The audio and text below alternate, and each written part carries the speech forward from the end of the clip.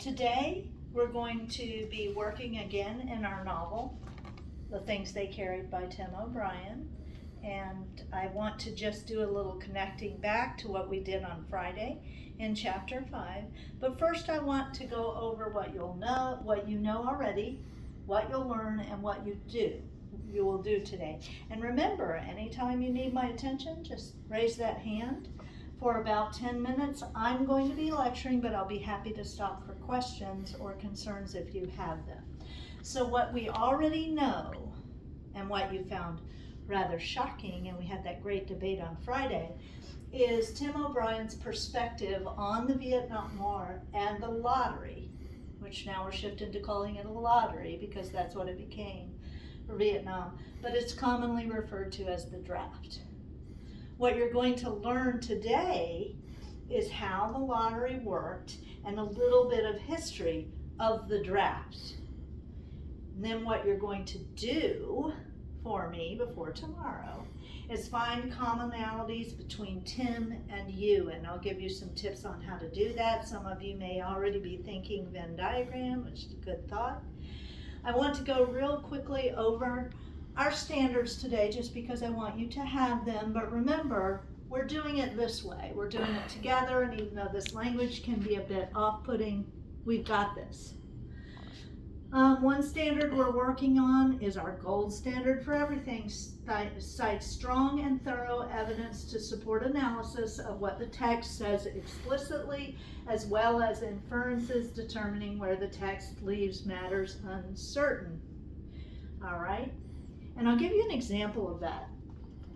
O'Brien is very explicit in the beginning in chapter 1 when he tells us how heavy things are that the men carried. For example, with its quilted liner, the poncho weighed almost 2 pounds, but it was worth every ounce. So we get the actual weight of things, remember? And then by the time we get to chapter 5, we've got a lot of uncertainty already, don't we? Yes. Okay, and the next one, the standard you'll be working on between this lesson and tomorrow is write narrative to develop imagined experiences, and I'll give you some clues in a minute, using effective techniques we've already learned. So, chapter 5, that controversial seminal text in this book, I'm going to reread the last paragraph. You can follow along on your text. The day was cloudy.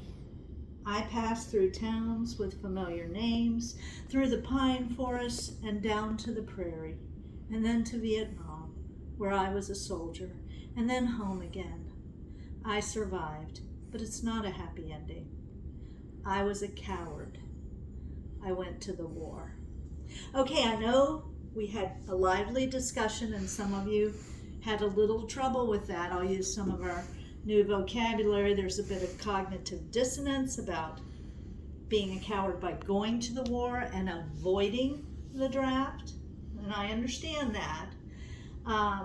And some of you just seemed a little uncomfortable with the notion of the draft. So we're going a little bit more into what the draft was and is. Okay. A lottery drawing happened for Vietnam, the first since 1942, and the first one was held on December 1st, 1969, at Selective Services National Headquarters in Washington, D.C. And this old-fashioned teacher card, even in black and white, this is the president who was responsible for that, President Johnson. Okay. The event determined the order for call for induction during the calendar year 1970. So registrants, young men eligible for that draft that we've talked about, had to register if they were born between January 1st of 1944 and December 31st of 50. Reinstitution of this lottery was a change from draft the oldest man first method, which had been the determining method for deciding the order of call. There was 366 because of leap day, we're dealing with birthdays, blue plastic capsules containing the birth dates on the calendar, placed in a large glass container and drawn by hand to assign the order of call numbers to all men within the 18 to 26 range specified in the Selective Service Law. So what you had was this, like a bingo ball pull with dates on it. And it was televised. I am old enough to remember seeing this on television. And the balls were pulled and a date was read, like April 4th. And then it was assigned a draft number. So if they pulled April 4th first, everyone born, every eligible person registered for the Selective Service born on April 1st, their draft number for the year 1970 was 1. Okay? And let's say they pulled next September 15th. Everyone in that pool of eligible young men who was born on September 15th, his draft number was 2. Okay? And when President Johnson made the determination that they needed more men in Vietnam, okay, depending on the escalation of battles and such, they would call until they had enough troops to go for those physicals and get trained and be sent to war by birth date. So people would be going in large groups with the same birth date. So every young man eligible on that December 1st date for the draft found out in 1970 their draft number. So if your draft number was, say, 366, the very last day of the date, you knew you were not likely to be called for a year. If your draft number were, say, 1, 15, 20, you were very, very likely to be called. Okay? So we're going to do the linking activity in just a moment. I think you'll find it interesting to your life because all of this happened a long time ago.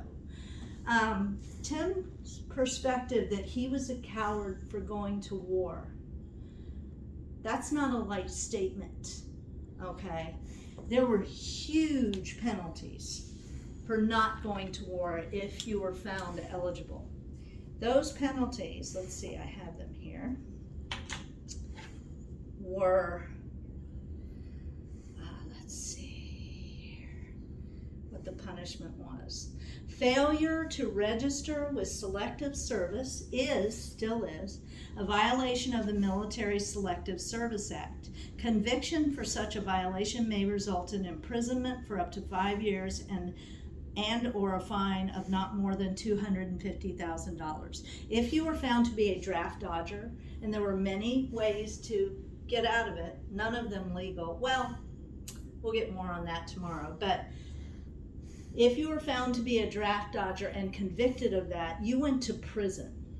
And the president who ended up pardoning, in other words, releasing from that conviction, those who did dodge the war in Vietnam was Jimmy Carter in 1977.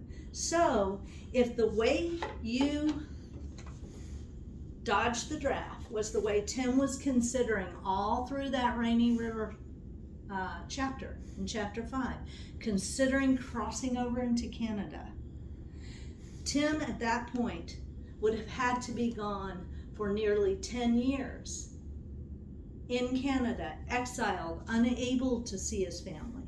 And Tim, on reflection and writing the book, and I do know the author, the book is true although fictionalized, Tim would have been a convicted draft dodger and exiled to Canada and not know when he was able to come back. So when he calls himself a coward for not doing that, that is saying a lot about his character, and his character as in his integrity, his definition of self, and it is saying a lot about how he felt about the war. And as we know from reading last week, Tim was unable to embarrass himself and lose access to his family, his country, and everything else by dodging the war.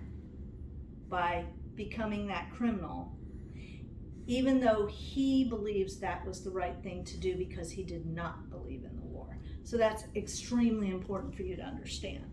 So your connecting activity is going to be very interesting.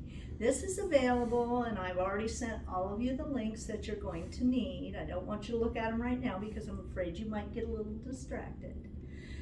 But remember, we have talked several times about reliable sources. When I was your age, reliable sources was not as big an issue as it is today.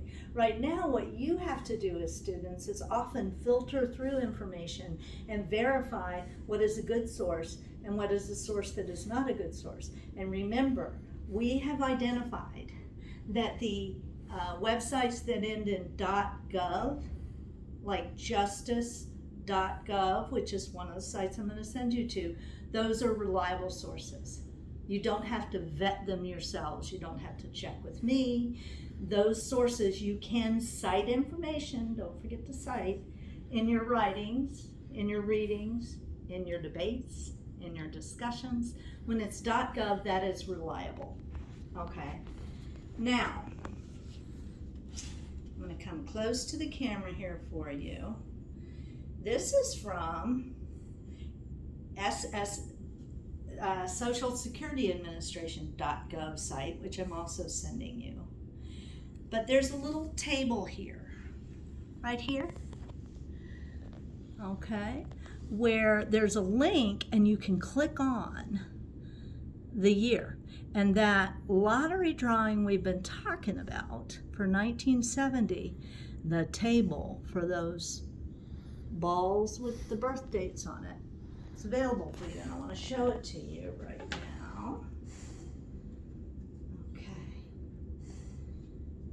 Okay, Selective Service System, 1970 random selection sequence by month and day. This is what those tables looked like, where young men, many of them so young that they had not even been old enough to vote into office, the president sending them to war. So keep in mind, many of the young men dying in Vietnam had no say in the elections that led to the war, that led to the decision makers, okay? And that played in their minds like Tim O'Brien's mind. So here is the table, still available. I want you to take a quick look at that, and I don't want you to go to the links yet because I'm still teaching, but look at that.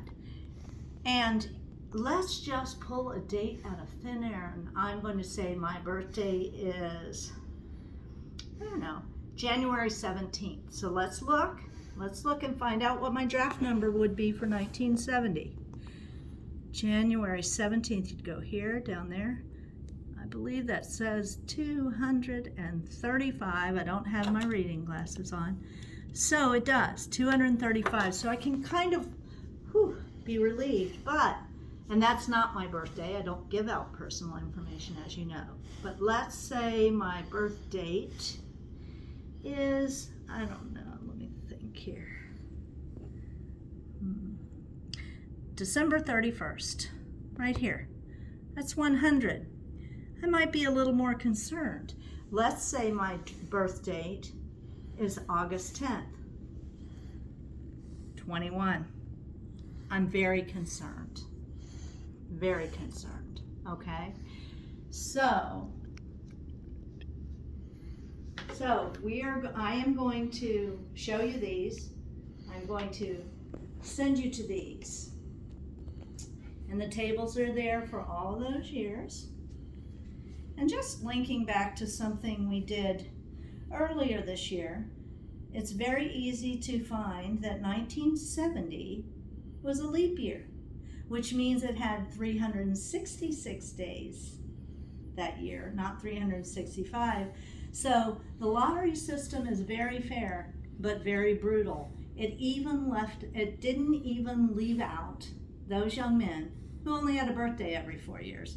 So you can see right here, at the bottom of February, 1970 was a leap year because there is a February 29th, and that number was 285.